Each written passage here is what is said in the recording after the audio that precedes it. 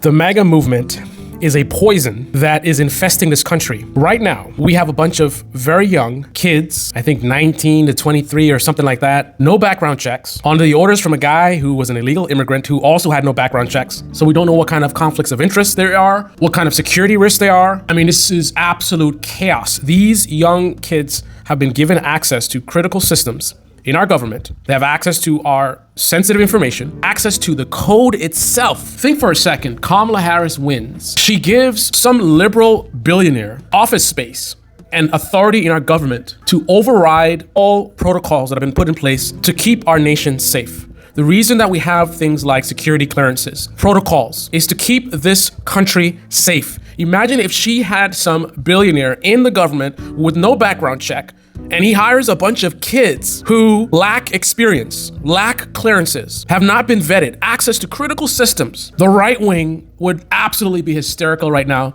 They would be in the streets in the thousands. They would revolt under the guise of patriotism and we have to protect the country and this is unacceptable and blah, blah. But because Team MAGA is doing it, they don't give a fuck. They don't care about the country, they don't care about our security, they don't care about the dangers and the risks that are happening right now. MAGA is a cult. It's a cult. That's the only thing that explains it. You have good people that I've seen got sucked up in it. And once you get sucked up in it, nothing phases you, right?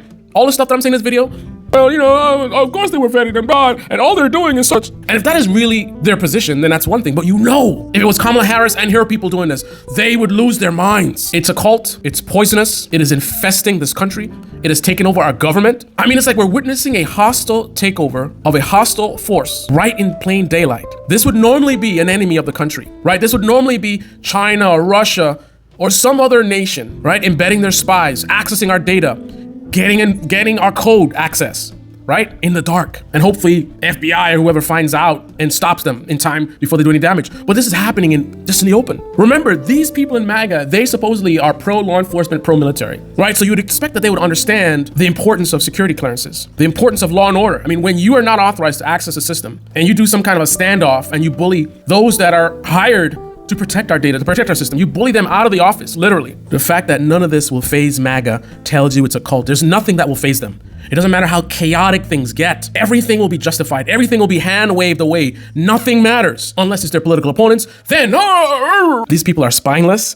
They stand for nothing. They have no values. A bunch of reactionary trolls. And unfortunately, on the other team, we have the spineless Democrats who keep bringing out somebody's grandparents. This is unacceptable. And America, we will not. That's the resistance. I have never in my life seen this country brought to such a low level of disgrace, global embarrassment. I mean, look at the Canada and Mexico thing, playing this man for a fool, and MAGA didn't even get it. Canada striking a deal of exactly the same thing they agreed to before the tariff wars. Mexico striking a deal lesser than what they're already doing right now. But in MAGA world, Trump is winning and he's negotiating. World leaders are playing our president for a fool because he is a fool. And MAGA, these are the people who enabled our country to be brought to its knees. People always talk about 9/11 and they say never forget. I say never forget MAGA and the damage and destruction that they did to this country.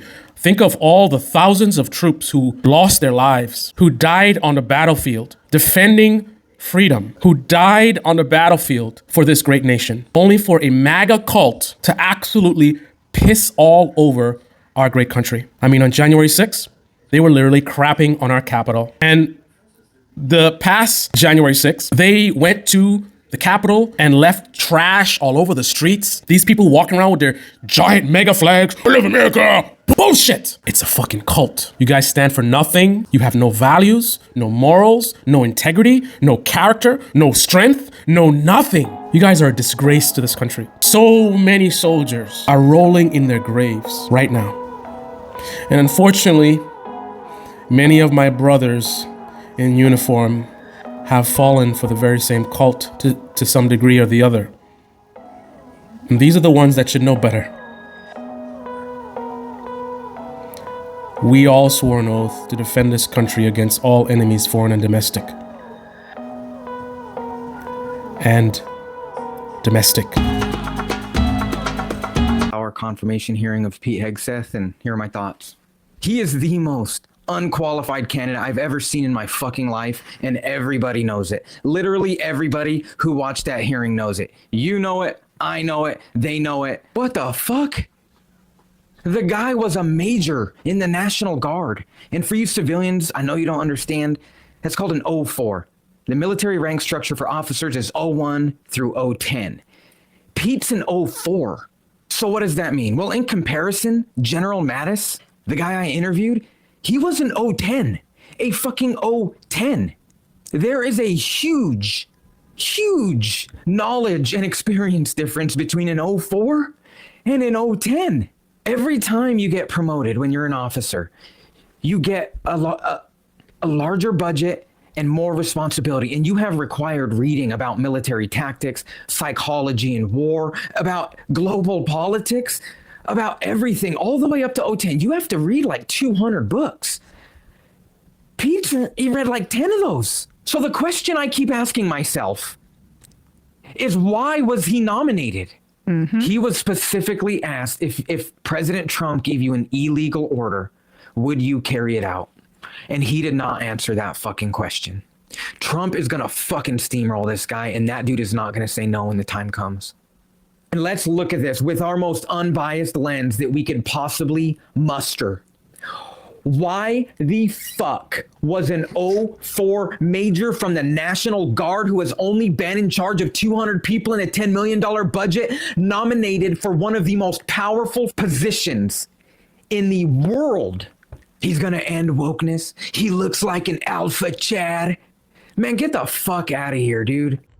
This is proof again of what I've been saying, which is that MAGA stands for nothing. Everything they say, everything they cry about every day, it's a lie. DEI, let them tell it, did not earn it. Yet, they have no problem with a major being escalated to the highest position of the entire military, and not just any major, a highly problematic major who is a perfect target for somebody to compromise as far as our enemies. I mean, even for a normal position, much, much lower than defense secretary, he's problematic.